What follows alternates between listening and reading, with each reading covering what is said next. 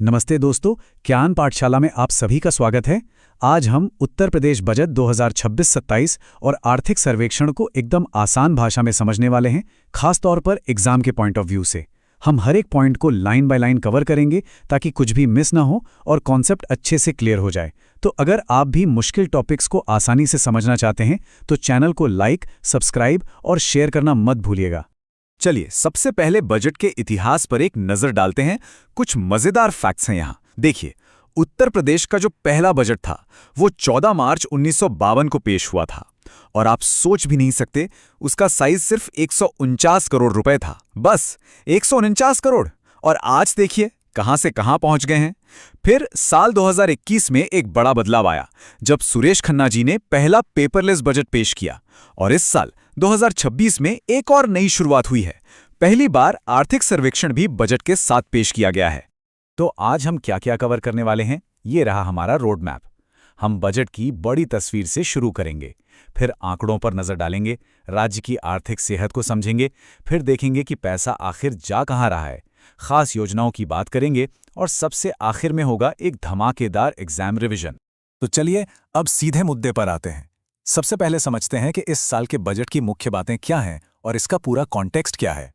अरे वाह, ये माइंड मैप तो कमाल का है। एक ही जगह पर पूरे बजट का सार है। चलिए इसे एक एक करके डिकोड करते हैं। सबसे पहले देखिए कॉन्टेक्स्ट। ये योगी आदित्यनाथ सरकार का 10वां बजट है और वित्त मंत्री सुरेश खन्ना जी का 7वां। और हाँ, 2027 के चुनाव से पहले ये आखिरी फुल बजट है, तो ये काफी अहम हो जाता है। अब आते हैं साइज पर, जो है लगभग 91,696 करोड़ रुपए। ये न सिर्फ यूपी के इतिहास का सबसे बड़ा बजट है, बल्कि पिछले साल से 12.9% ज्यादा भी है। सरकार के लक्ष्य भी बड़े हैं। 2027 तक $1 ट्रिलियन की इकॉनमी बनना और जीएसडीपी ग्रोथ रेट को 13.4% पर ले जाना। और ये देखिए, पर कैपिटा इनकम यानी प्रति व्यक्ति आय का अनुमान 1,20,000 रुपए है। ये एक बहुत बड़ा जंप है। अच्छा, अब उन नंबर्स पर फोकस करते हैं जो एग्जाम में सीधे सीधे पूछे जा सकते हैं। ये हेडलाइन फिगर्स हैं, इनको अच्छे से याद रखना है। तो सबसे पहला और सबसे इंपॉर्टेंट नंबर, बजट का टोटल साइज। ये है 91,26,696 करोड़ रुपए। इस फिगर को दिमाग में बैठा लीजिए। ये अब तक का सबसे बड़ा बजट है और पिछले साल के मुकाबले 12.9% की शानदार बढ़त दिखाता है। अगला बड़ा नंबर है जीएसडीपी यानी ग्रॉस स्टेट डोमेस्टिक प्रोडक्ट। ये है 32.25 लाख करोड़ रुपए। जीएसडीपी से ही किसी राज्य की इकोनॉमी का साइज पता चलता है और ये 13.4% की रफ्तार से बढ़ रहा है, जो कि एक बहुत मजबूत आर्थिक ग्रोथ का संकेत है। और अब बात करते हैं प्रति व्यक्ति आय की। अनुमान है 1,20,000 रुपए। ये सच में एक बड़ा उछाल है। इसका सीधा मतलब यह है कि राज्य की आर्थिक तरक्की का फायदा अब धीरे धीरे आम लोगों तक भी पहुंच रहा है।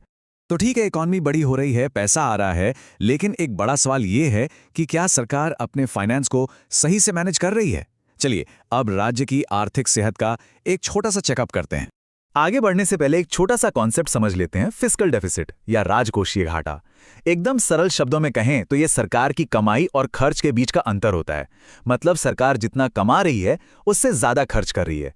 इसे जीएसडीपी के परसेंटेज में दिखाया जाता है। ये डैशबोर्ड देखिए, ये हमें पूरी कहानी बताता है।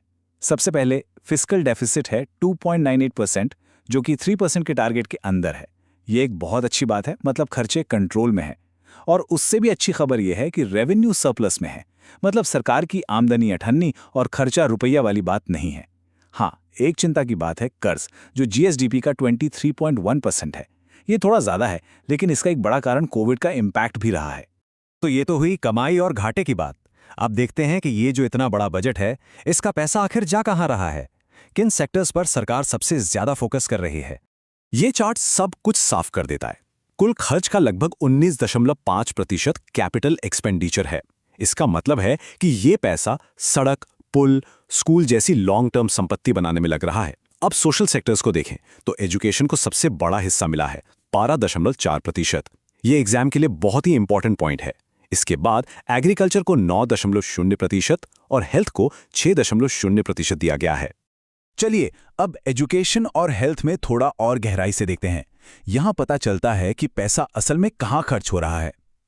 एजुकेशन में देखिए, सबसे बड़ा हिस्सा 77,622 करोड़ रुपए बेसिक एजुकेशन पर खर्च हो रहा है ताकि बच्चों की नींव मजबूत हो। और हेल्थ सेक्टर में मेडिकल और फैमिली वेलफेयर के लिए 37,956 करोड़ और आयुष्मान भारत के लिए 500 करोड़ रुपए रखे गए हैं, जिससे हर किसी तक बेहतर इलाज पहुंच सके। तो ये तो हो गए नंबर्स। अब बात करते हैं उन खास योजनाओं और उपलब्धियों की जिनका जिक्र इस बजट में किया गया है। देखते हैं कि जमीन पर क्या असर दिख रहा है। किसानों यानी हमारे अन्नदाताओं के लिए सरकार की रणनीति इन 3 स्टेप्स में साफ दिखती है। पहला स्टेप है इनपुट, जिसमें किसानों को प्राइवेट ट्यूबवेल के लिए मुफ्त बिजली और आवारा पशुओं से सुरक्षा दी जा रही है। दूसरा स्टेप है सपोर्ट, जिसमें गन्ने का दाम बढ़ाया गया है और दुनिया की सबसे बड़ी अनाज स्टोरेज स्कीम शुरू की गई है। और नतीजा यानी आउटपुट, यूपी आज गेहूं और आलू के उत्पादन में पूरे देश में नंबर 1 है। वेलफेयर की बात करें तो महिलाओं और युवाओं पर खास फोकस है। महिलाओं के लिए मुख्यमंत्री सामूहिक विवाह योजना का ग्रांट सीधा डबल करके 1 लाख रुपए कर दिया गया है। और युवाओं के लिए बताया गया है कि बेरोजगारी दर सिर्फ 2.24% है।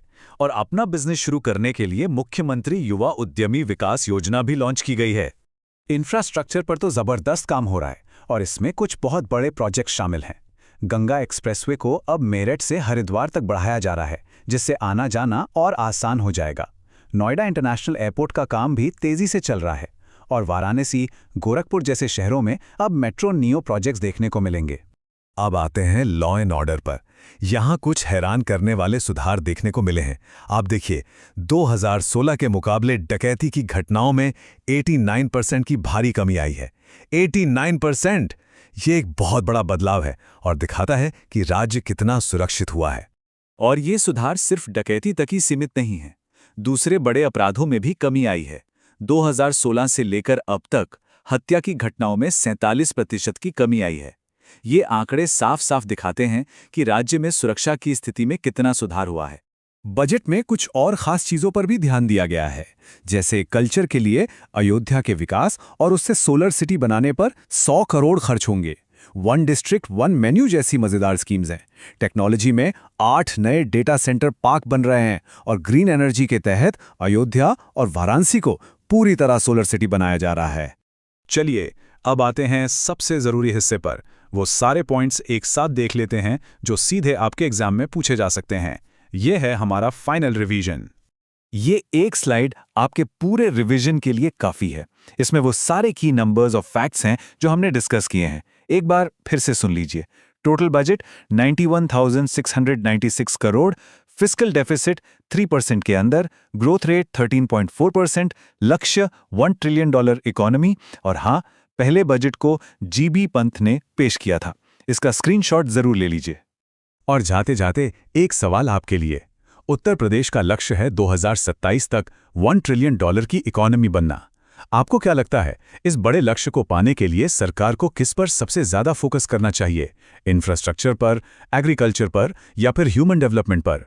अपने विचार हमें नीचे कमेंट्स में जरूर बताइएगा। देखने के लिए बहुत बहुत धन्यवाद।